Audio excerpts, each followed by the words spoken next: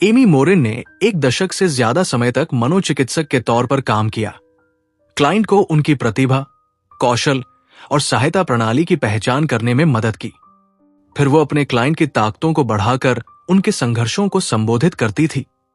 ये एक आशावादी तरीका था, लेकिन ऐसा लगता था कि यह कारगर साबित हुआ।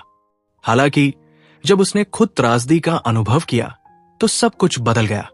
एक दशक से भी कम समय में अपने 3 करीबी लोगों को खोने के बाद मोरिन ने पाया कि वो दुख से उबर रही है, लेकिन उसे और भी पीछे धकेल दिया गया और एक बार फिर दुख के दुष्चक्र से गुजरना पड़ा। इन चक्रों के बीच मोरिन को एहसास हुआ कि अपनी ताकतों पर ध्यान केंद्रित करना और अपनी कमजोरियों को अनदेखा करना वास्तव में उसकी मदद करने के बजाय उसे बाधित कर रहा था। अगर वो एक मजबूत, बेहतर इंसान बनना चाहती थी तो उसे उन बुरी आदतों पर ध्यान देने की जरूरत थी जो उसे पीछे धकेल रही थी। उसकी कठिनाइयों ने उसे सिखाया कि कुछ बुरी आदतें एक बड़ी बाधा बन सकती है और प्रगति को रोक सकती है। इसलिए यदि आप अपनी सबसे बड़ी क्षमता तक पहुंचना चाहते हैं तो आपको कड़ी मेहनत नहीं बल्कि होशियारी से काम करना सीखना चाहिए। अपनी मानसिक शक्ति को तोड़ने वाली दिनचर्या और आदतों को खत्म करें और उन 13 चीजों के बारे में जानें जो मानसिक रूप से मजबूत लोग नहीं करते हैं। खुद पर तरस खाने में समय बर्बाद करना।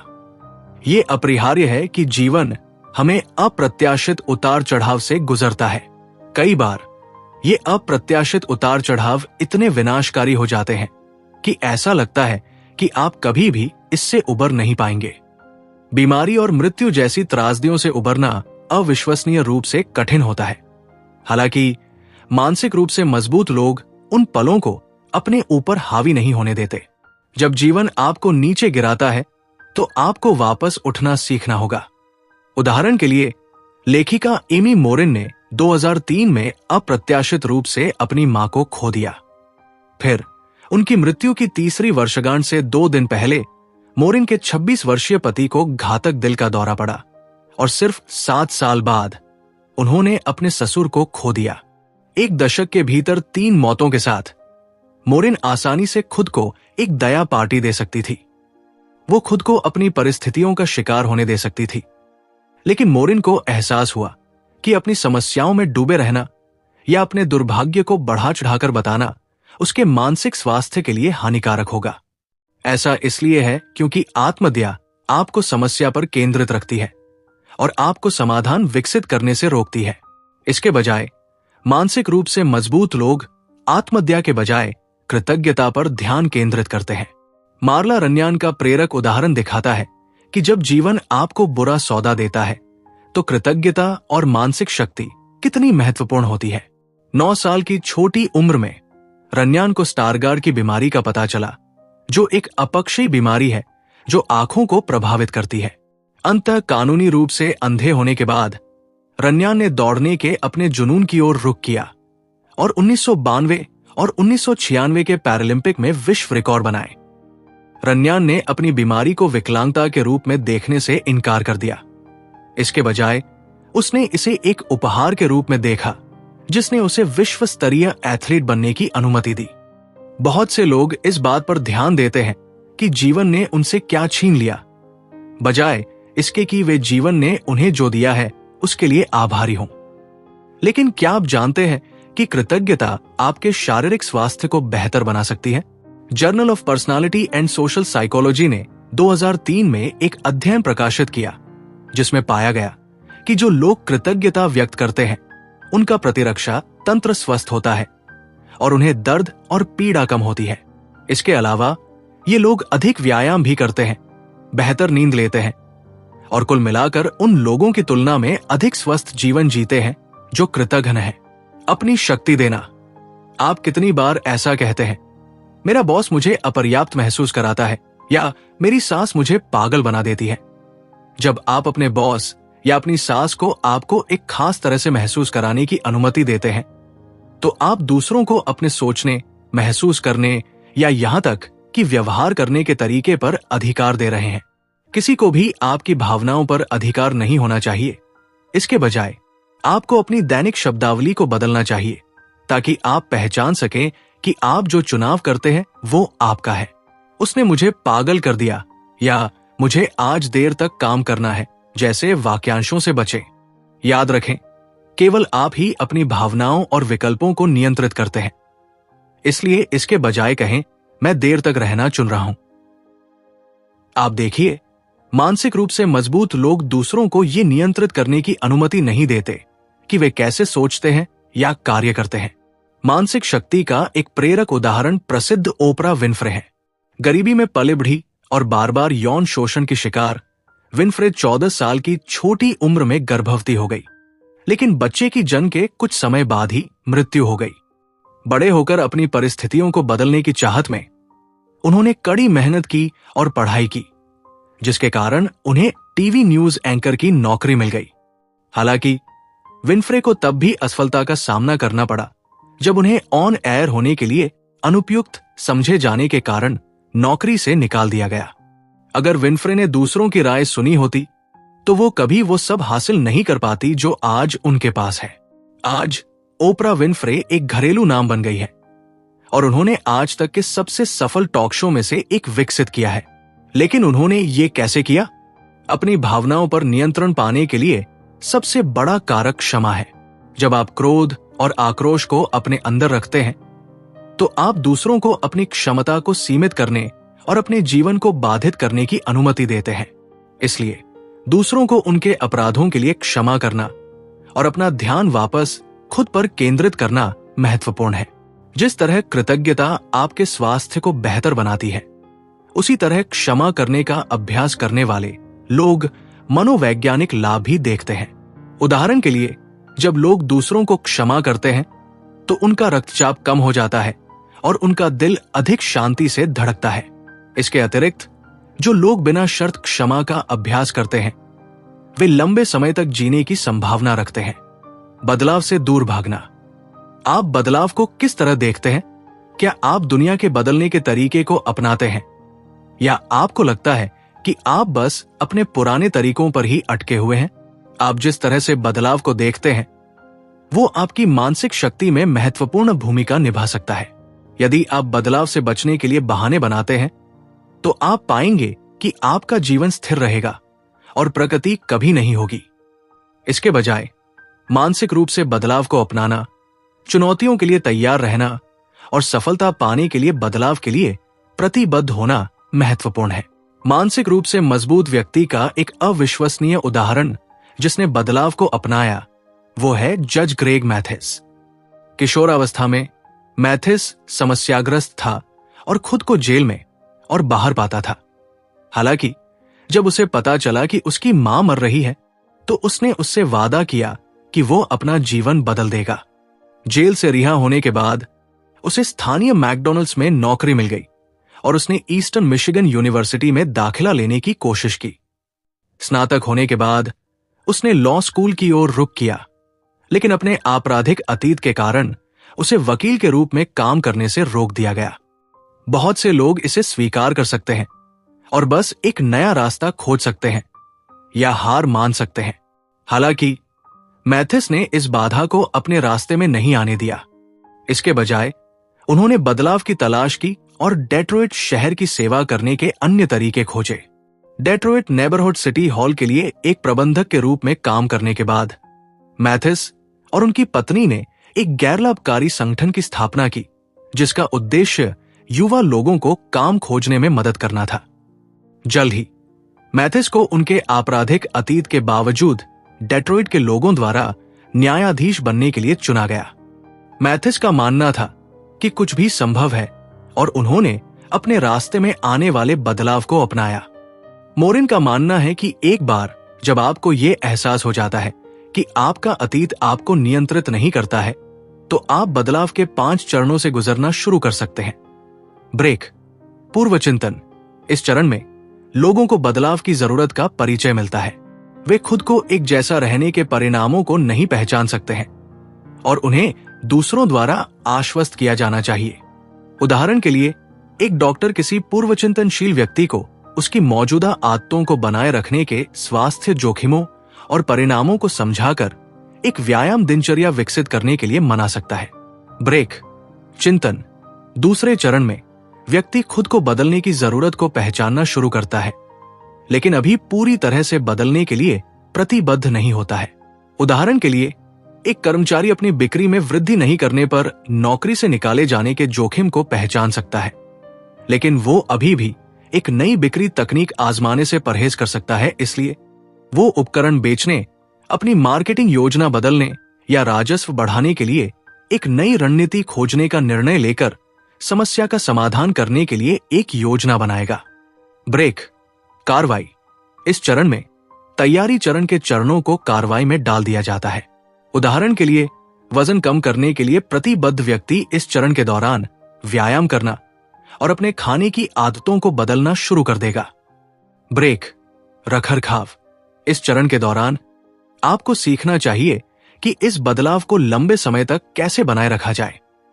अपनी प्रगति की निगरानी करना और संभावित बाधाओं और नुकसानों के लिए आगे की योजना बनाना महत्वपूर्ण है, जो आपको अपने पुराने तरीकों पर वापस जाने के लिए प्रेरित कर सकते हैं।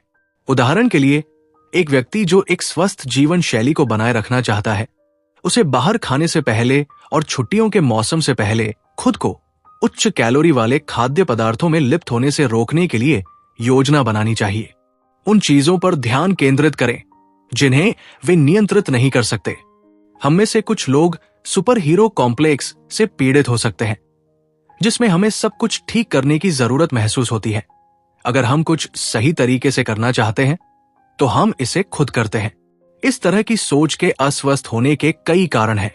इससे न केवल आपकी चिंता बढ़ती है, बल्कि ये आपके रिश्तों को नुकसान पहुंचाता है और विश्वास को कमजोर करता है। अपने नियंत्रण से बाहर की चीजों के बारे में चिंता करना ऊर्जा की बर्बादी है। इसलिए चीजों को जाने देना और अपने नियंत्रण से बाहर की घटनाओं के बारे में चिंता करना बंद करना महत्वपूर्ण है। इसका एक बेहतरीन उदाहरण टेरी फॉक्स है, जिसे मात्र 18 वर्ष की आयु में एक गंभीर प्रकार के हड्डी के कैंसर का पता चला था।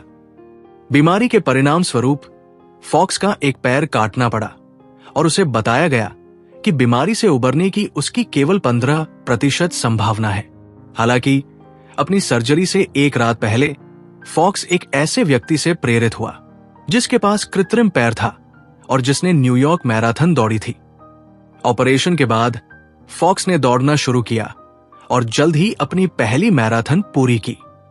आखिरकार फॉक्स ने सभी दौड़ों की दौड़ के लिए प्रायोजकों को ढूंढकर कैंसर अनुसंधान के लिए धन जुटाने का फैसला किया।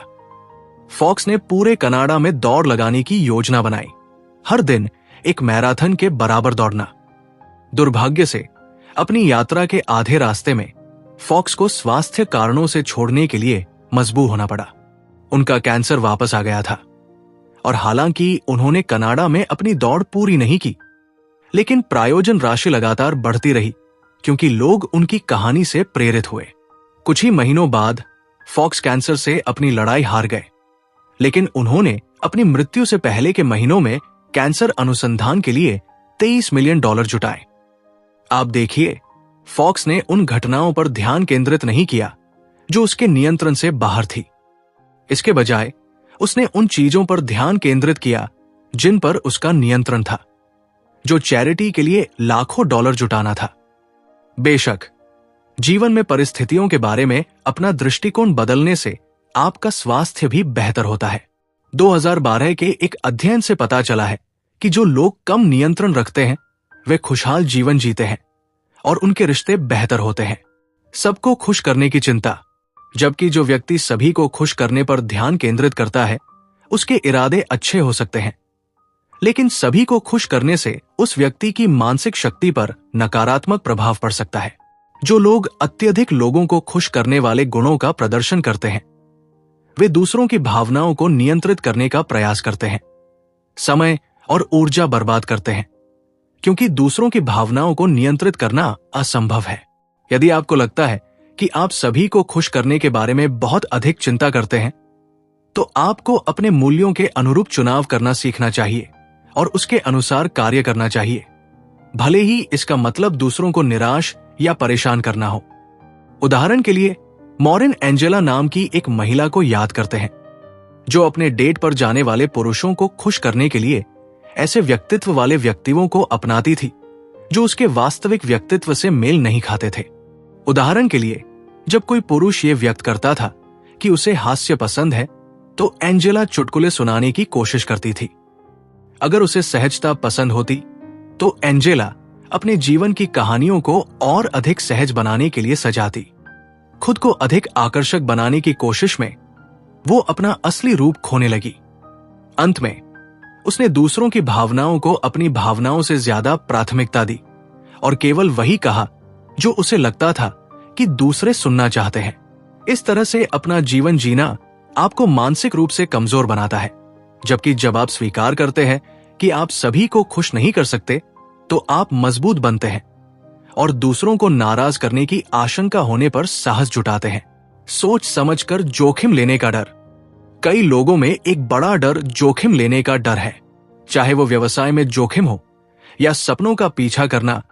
लोगों को डर है कि जोखिम लाभ से कहीं ज्यादा है। हालांकि सिर्फ अपनी नौकरी छोड़ देना और अपने जुनून का पालन करना ही काफी नहीं है। इसके बजाय जीवन के बड़े फैसलों को ध्यान से सोचना चाहिए और जोखिमों का बारीकी से आकलन करना चाहिए। अगर आप अपने जुनून का पालन करने के लिए नौकरी छोड़ देते हैं, तो निश्चित रूप से विफलता की संभावना है। अगर आप असफल होते हैं, तो आप फिर कभी जोखिम लेने से बहुत डर सकते हैं। इसलिए यह सीखना महत्वपूर्ण है कि जोखिम को कैसे कम किया जाए और यह पता लगाया जाए कि कौन से जोखिम लाभ के लायक है। खुद से पूछकर जोखिमों की गणना करें। संभावित लागत क्या है? लाभ, ये मेरे लक्ष्यों को कैसे प्रभावित करेगा? विकल्प क्या है? सबसे अच्छी और सबसे बुरी चीज क्या हो सकती है? 5 साल में ये कितना मायने रखेगा? यदि आप इन सवालों के जवाब लिखते हैं, तो आप जोखिमों की गणना करने और निर्णय लेने में मदद करने के लिए उनकी सावधानीपूर्वक समीक्षा और जांच कर सकते हैं। बेशक, जोखिम उठाने का मतलब जीवन के फैसले लेना नहीं है। हम एक प्रसिद्ध मनोवैज्ञानिक अल्बर्ट एलिस का उदाहरण देख सकते हैं, जो अस्वीकृति के शर्मनाक जोखिम के कारण महिलाओं से बात करने से डरते थे। अस्वीकृति के परिणामों के बारे में कुछ सोचने के बाद उन्होंने निष्कर्ष निकाला कि अस्वीकार किया जाना इतना बुरा नहीं है। इसलिए उन्होंने महिलाओं से बात करना शुरू कर दिया। हर दिन एलिस स्थानीय वनस्पति उद्यान में जाता और अकेली बैठी महिलाओं के बगल में बैठता। जिन 130 महिलाओं के बगल में वो बैठता था, उनमें से 30 उसके बैठते ही चली जाती थी। हालांकि शेष महिलाओं के साथ एलिस बातचीत करता और फिर उन्हें डेट पर आमंत्रित करता। उन 100 महिलाओं में से केवल एक महिला ने डेट पर जाने का उसका प्रस्ताव स्वीकार किया। वो महिला डेट पर भी नहीं आई, लेकिन एलिस को एहसास हुआ कि इससे कोई फर्क नहीं पड़ता। इसके बजाय एलिस को पता चला कि उसके पास अस्वीकृति से डरने का कोई कारण नहीं था और उसने अपने तर्कहीन डर को बहुत लंबे समय तक महिलाओं से बात करने से रोक दिया। जोखिम उठाना और अपने आराम क्षेत्र से बाहर कदम रखना आपको मजबूत बनाता है। इसलिए यदि आप अपनी मानसिक शक्ति का निर्माण करना चाहते हैं, तो देखें कि आपको क्या रोक रहा है। शायद वे जोखिम उतने डरावने ना हो जितना आपने कभी सोचा था। इसके अलावा जोखिम उठाने और अपने डर का सामना करने का अभ्यास करना शुरू करें। अगर आपको उड़ने से डर लगता है, तो उस विमान में चढ़ जाएं। अगर आपको सार्वजनिक रूप से बोलने में डर लगता है, तो किसी क्लास के लिए साइन अप करें और बस ऐसा करें। अपने आप को नए अवसरों के लिए खोलें और अपने डर का सामना करना शुरू करें। अतीत पर विचार करें। लोग कई तरीकों से अतीत के बारे में सोचते हैं। कुछ लोग बुरे अनुभवों के बारे में सोचते हैं, जिनके बारे में उन्हें लगता है कि वे उन्हें पीछे धकेल रहे हैं, जबकि अन्य लोग अच्छे पुराने दिनों के बारे में सोचते हैं। ये दोनों ही बातें लोगों को वर्तमान का आनंद लेने और जीवन को पूरी तरह से जीने से रोकती है। विनोना वार्ड की कहानी से हम सीखते हैं कि आपका अतीत आपको परेशान नहीं करता। अब एक कार्यकर्ता और सामाजिक कार्यकर्ता वार्ड का जन्म वर्मोंट के एक छोटे से गांव में हुआ था, जहां वह एक यौन और शारीरिक रूप से दुर्व्यवहार करने वाले पिता के साथ पली बढ़ी थी। वार्ड ने दुर्व्यवहार के बारे में किसी को नहीं बताया और 17 साल की उम्र में उसने शादी कर ली और अपने पति के साथ ट्रक ड्राइवर के रूप में काम किया। उसने खुद को अपने अतीत से मुक्त करने के लिए काम किया। हालांकि उसके परिवार के सभी सदस्य उतने सफल नहीं थे। उसे बाद में पता चला कि उसका एक भाई अब अपने ही बच्चों के साथ दुर्व्यवहार कर रहा था। वार्ड को पता था कि उसे बदलाव लाने और दुर्व्यवहार के इस चक्र को तोड़ने में मदद करने के लिए कुछ करना होगा। इसलिए वो वर्मोंट में विश्वविद्यालय वापस चली गई और कानून की डिग्री हासिल की। उसने संगठन की स्थापना की, हैव जस्टिस विल ट्रैवल, जो घरेलू दुर्व्यवहार की समस्याओं से जूझ रहे परिवारों के लिए एक मोबाइल कानूनी सेवा है। अंत में वार्ड ने अपने अतीत को अपने ऊपर हावी नहीं होने दिया। इसके बजाय उसने अपने अनुभव का उपयोग सीखने, बढ़ने और दूसरों की मदद करने के लिए किया। अपने अतीत से आगे बढ़ने का पहला कदम खुद को अपने जीवन का आनंद लेने की अनुमति देना है। एक दर्दनाक अतीत का मतलब ये नहीं है कि आपको हमेशा के लिए पीड़ित होना चाहिए। इसके अतिरिक्त नकारात्मक यादों से निपटने के दौरान उस अनुभव से सीखे गए सबक को याद करने की कोशिश करें। अंत में स्थिति को निष्पक्ष रूप से देखने का लक्ष्य रखें, पिछले कार्यों को माफ करें और यहां तक कि उन नकारात्मक भावनाओं को ढोने के बोझ को कम करने के लिए खुद को भी माफ करें। वही गलतियां दोहराए। बड़े होते हुए हमें से कई लोग गलतियां करने पर शर्मिंदा होते हैं या डांट भी खाते हैं।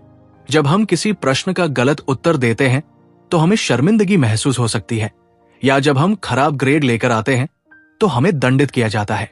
इसलिए हम आमतौर पर मानते हैं कि गलती करना विफलता का संकेत है। हालांकि गलतियां केवल विकास का अवसर है।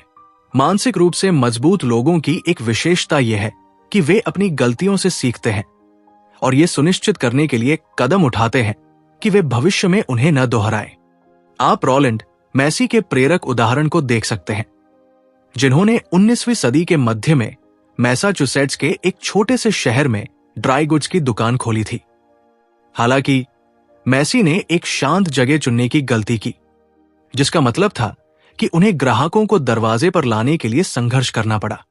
इसलिए उन्होंने कार्रवाई करने और शहर में एक बड़ी परेड आयोजित करने का फैसला किया।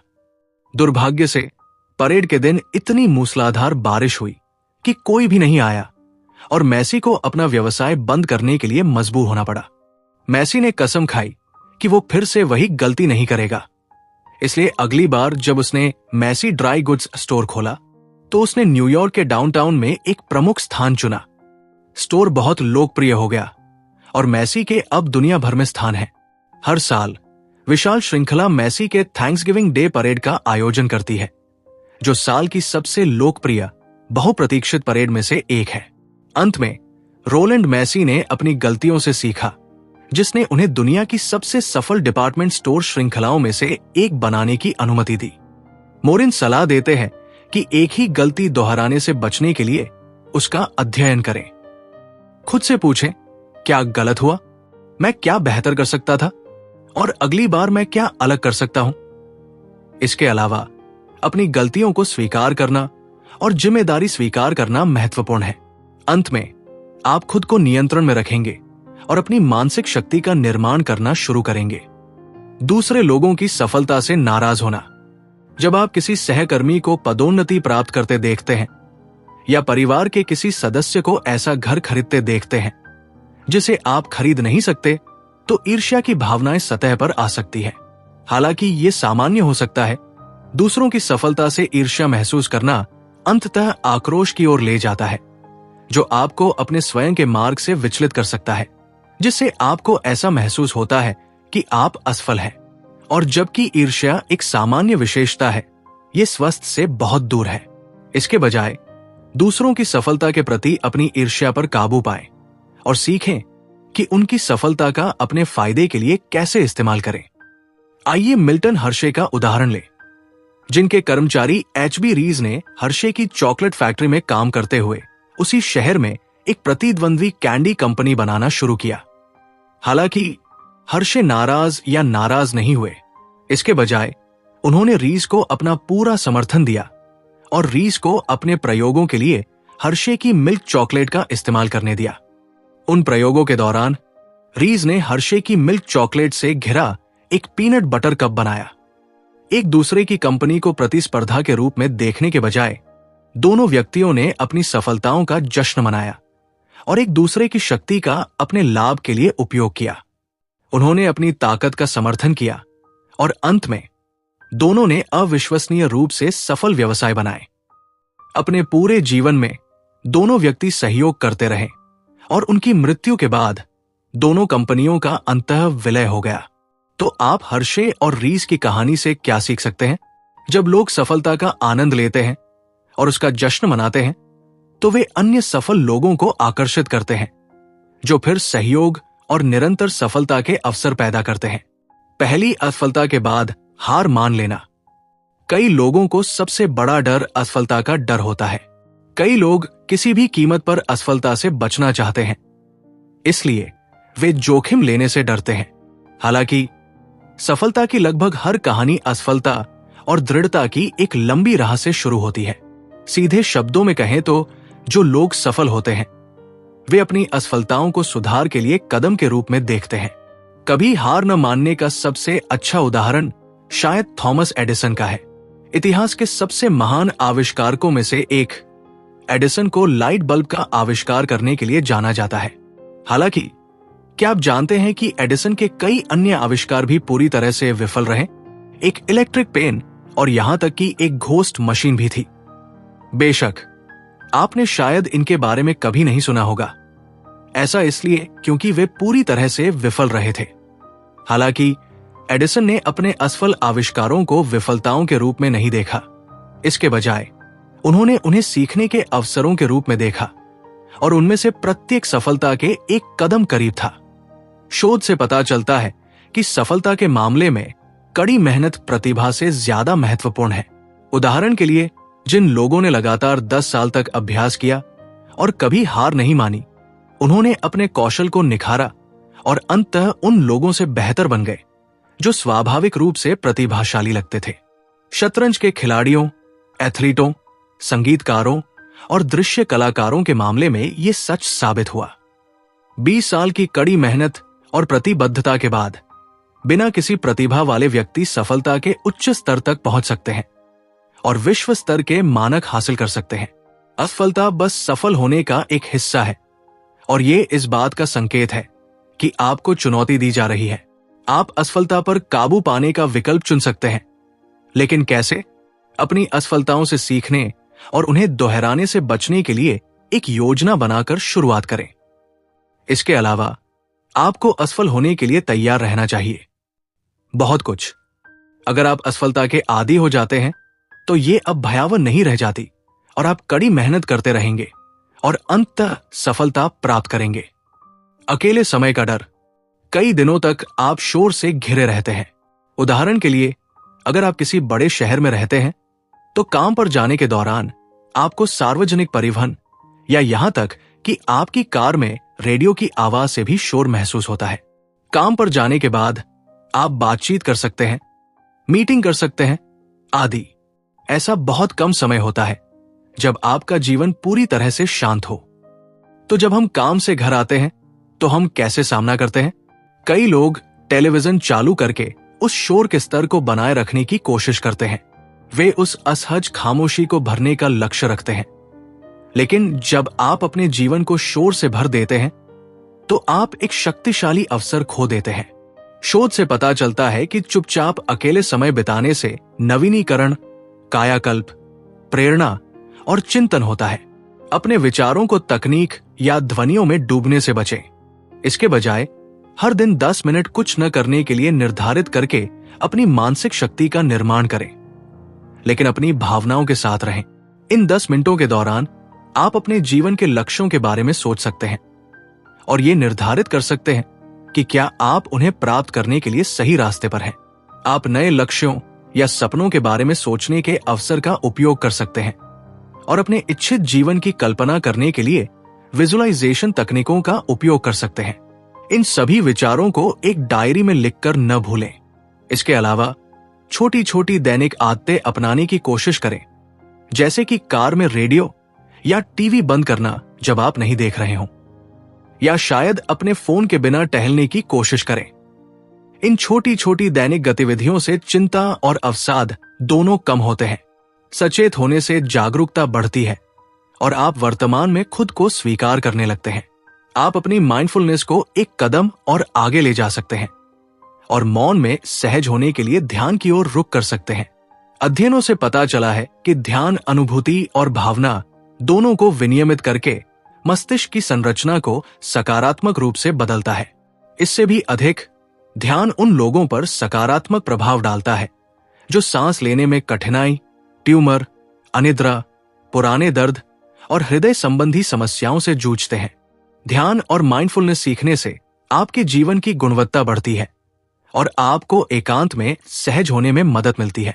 महसूस करें कि दुनिया उन पर कुछ बकाया है। आजकल बहुत से बच्चे ऐसे बड़े होते हैं जब उनके माता पिता उनकी हर छोटी बड़ी सफलता पर उनकी प्रशंसा करते हैं।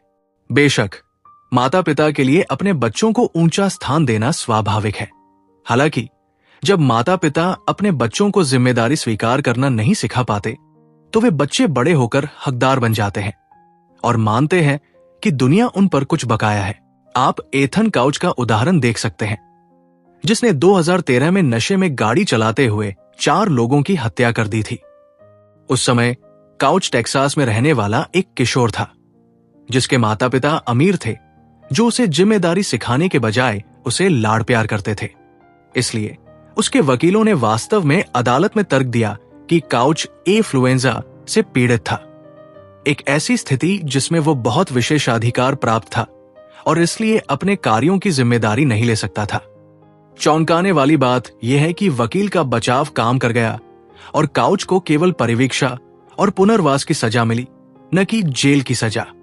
हालांकि सिर्फ अमीर माता पिता ही अपने बच्चों को अधिकार की ये भावना नहीं सिखाते। आपने भी शायद अपने दोस्तों को ऐसी सलाह देते हुए पाया होगा जो कुछ इस तरह की हो: चिंता मत करो, कुछ बेहतर तुम्हारे रास्ते में आएगा, या तुम जो कुछ भी झेल चुके हो उसके बाद तुम कुछ अच्छा पाने के हकदार हो। इसके बजाय आपको अपनी सलाह इस बात पर केंद्रित करनी चाहिए कि आपके दोस्त अपने लिए क्या कर सकते हैं, बजाय इसके कि आप ब्रह्मांड से कुछ पाने की उम्मीद करें। मानसिक रूप से मजबूत लोग ये मानने से इनकार करते हैं कि दुनिया उन पर कुछ भी बकाया है और लेने पर नहीं, बल्कि देने पर ध्यान केंद्रित करते हैं। उदाहरण के लिए, कार्यकर्ता सारा रॉबिन्सन को 20 की उम्र में ही ब्रेन ट्यूमर का पता चला था। 1.5 साल तक जब वो कैंसर से जूझती रही, तो उसने कई कैंसर रोगियों से बात की और पाया कि उनमें से कई लोग अपना इलाज करवाने के लिए दिन में कई घंटे गाड़ी चलाते हैं। उसे पता था कि उसे मदद की जरूरत है, इसलिए उसने चिकित्सा सुविधाओं के पास एक रात भर रहने के लिए घर बनाया। निदान के 1.5 साल बाद ही सारा की मृत्यु के बावजूद सारा का घर उन लोगों को आश्रय देता है जिन्हें इलाज के बाद रहने के लिए जगह की जरूरत होती है। तत्काल परिणाम की अपेक्षा जब सफलता पाने की बात आती है तो धैर्य निश्चित रूप से एक गुण है। हालांकि जब सफलता तुरंत नहीं मिलती है तो बहुत से लोग निराश हो जाते हैं। ये 1972 में किए गए एक अध्ययन से साबित हो सकता है, जिसमें देखा गया कि लोग अपने नए साल के संकल्पों को पूरा करने में कितने सफल रहे। पता चला कि 25% प्रतिभागियों ने सिर्फ 15 सप्ताह के बाद अपने संकल्पों को छोड़ दिया। 1989 में किए गए एक अध्ययन में यह संख्या घटकर सिर्फ 1 सप्ताह रह गई। तो हम अपने संकल्पों को बनाए क्यों नहीं रख सकते? सबसे पहले हम अवास्तविक अपेक्षाएं निर्धारित करते हैं, जिसके कारण जब वे अपेक्षाएं पूरी नहीं होती हैं, तो हम हार मान लेते हैं। इसके बाद हमें यह स्वीकार करना चाहिए कि बदलाव आसान नहीं है। अपने लक्ष्य तक पहुंचने के लिए कड़ी मेहनत और समर्पण की आवश्यकता होगी। इसके अतिरिक्त अपने लक्ष्य तक पहुंचने के लिए कोई निश्चित समय सीमा निर्धारित करने से बचें। एक अनुमानित विचार होना अच्छा है, लेकिन जब हम अनुमानित 8 सप्ताह में लक्ष्य तक पहुंचने में विफल होते हैं, उदाहरण के लिए हम निराश हो जाते हैं और हार मान लेते हैं। अगर किसी चीज को पूरा करने में 8 सप्ताह लगने चाहिए, तो वास्तव में आपको 12, 20 या 50 सप्ताह लगते हैं, तो आपको इसके साथ भी ठीक रहना चाहिए। सफलता तुरंत नहीं मिलेगी और यहां तक कि प्रगति भी हमेशा आसानी से पहचानी नहीं जाती। सुधार बहुत छिपे हो सकते हैं, इसलिए कड़ी मेहनत जारी रखना महत्वपूर्ण है, भले ही आपको तुरंत लाभ न दिखें। वास्तव में अच्छी चीजें वास्तव में उन लोगों के लिए आ सकती है जो इंतजार करते हैं। मानसिक रूप से मजबूत लोग खुद के लिए दुखी होने से बचते हैं। वे कभी भी अपनी शक्ति दूसरों को नहीं देते हैं। वे बदलाव को स्वीकार करते हैं और वे उन चीजों के बारे में चिंता करने से बचते हैं जिन्हें वे नियंत्रित नहीं कर सकते हैं। वे समझते हैं कि सभी को खुश करना असंभव है और वे जोखिम लेने से डरते नहीं हैं। बेशक वे पूरी तरह से कूदने से पहले अपने जोखिमों की सावधानी पूर्वक गणना करते हैं। वे अतीत में रहने और रोमांटिक होने से भी बचते हैं। वे कभी भी एक ही गलती दोबारा नहीं करते हैं और वे दूसरों की सफलता का जश्न मनाते हैं बजाय उनसे नाराज होने के। इसके अलावा सफल लोग असफलता के सामने कभी हार नहीं मानते हैं। वे अकेले होने के डर का सामना करते हैं और उन्हें ऐसा नहीं लगता कि दुनिया उन पर कुछ बकाया है। अंत में सफल लोग कभी भी तुरंत परिणाम की उम्मीद नहीं करते हैं और वे समझते हैं कि सफलता रातों रात नहीं मिलती है।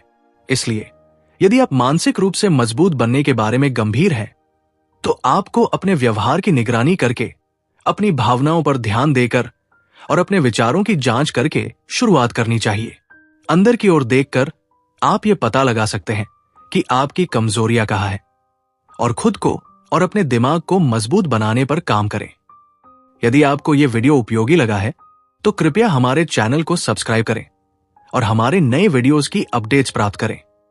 धन्यवाद।